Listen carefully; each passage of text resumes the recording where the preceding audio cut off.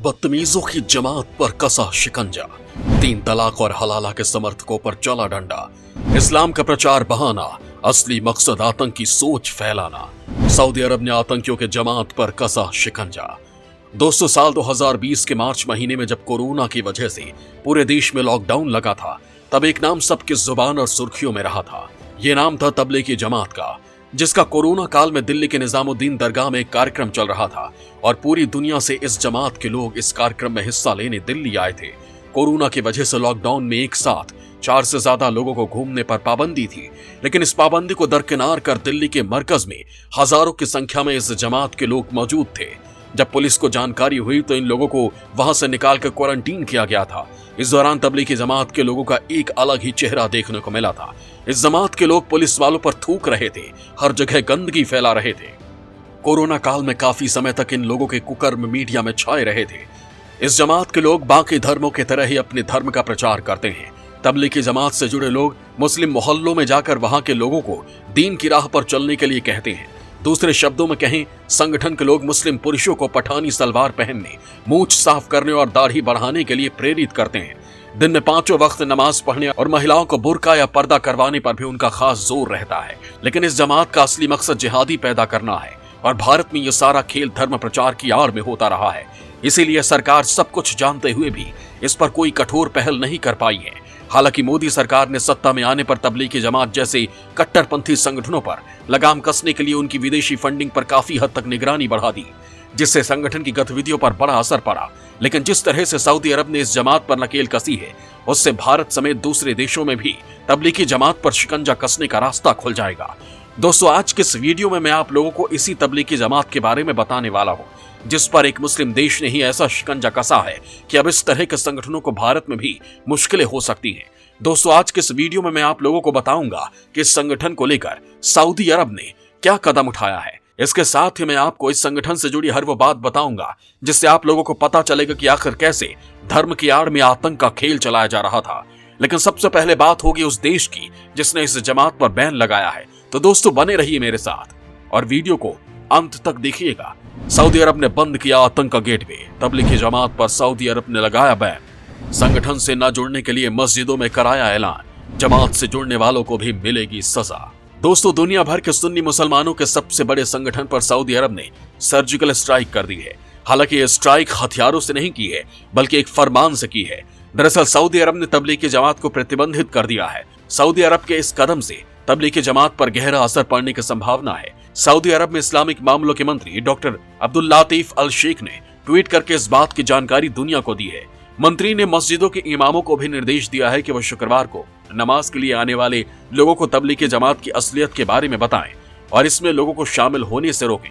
इतना ही नहीं, सऊदी सरकार ने तबलीगी जमात को लेकर बड़ी टिप्पणी भी की है।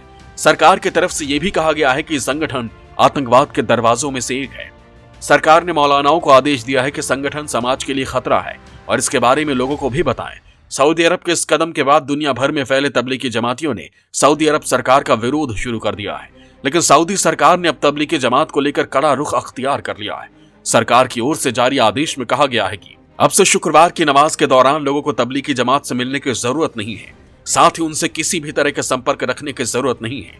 सऊदी सरकार का मानना है कि तबलीगी जमात के गलत कामों को लोगों तक पहुंचाया जाना चाहिए। लोगों को लगातार इसकी जानकारी दी जानी चाहिए।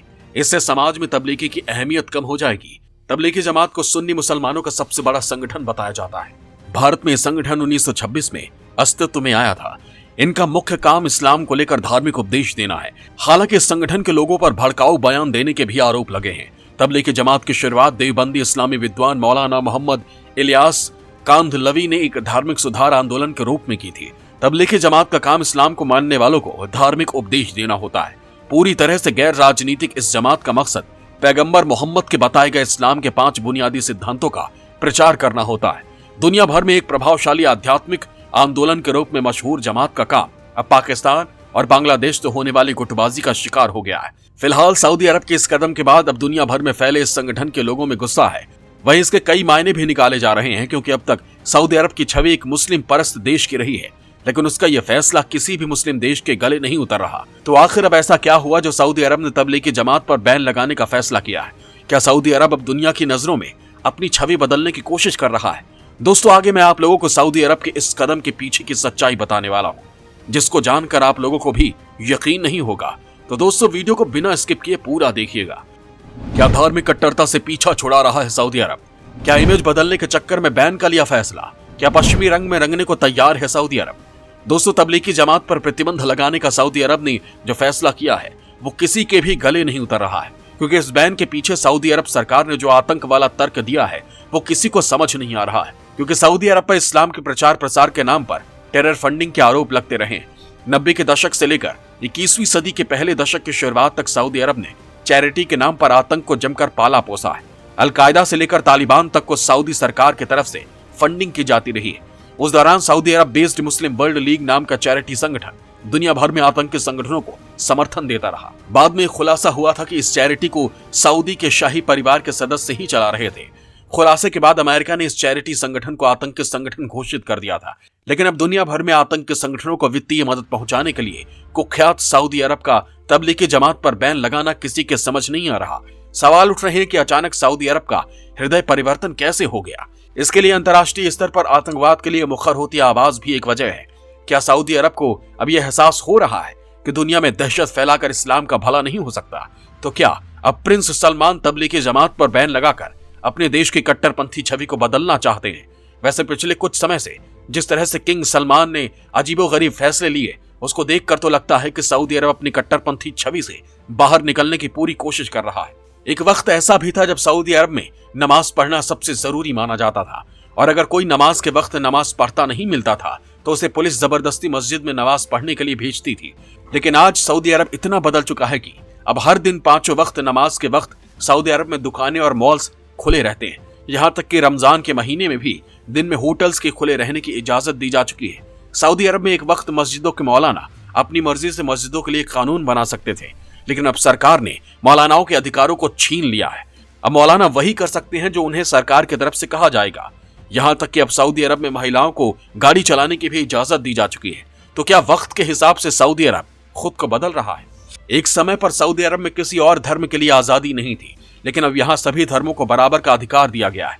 माना जा रहा है कि सऊदी सरकार जल्द ही अपने देश में चर्च खोलने की इजाजत देने वाली है, और चर्च के पास अपने धर्म का प्रचार प्रसार करने की इजाजत भी होगी।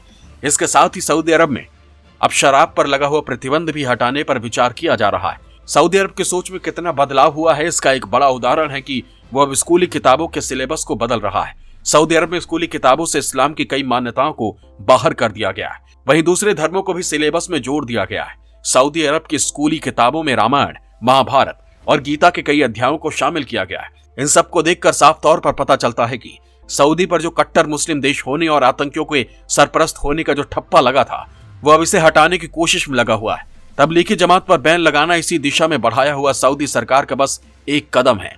ऐसा भी हो सकता है कि आने वाले समय में सऊदी सरकार आतंकियों के पनाहगार बने, अपने पड़ोसी देशों पर भी कुछ सख्त कदम उठाए। अगर ऐसा हुआ तो पाकिस्तान और अफगानिस्तान जैसे देशों को एक बड़ा सबक मिल सकता है।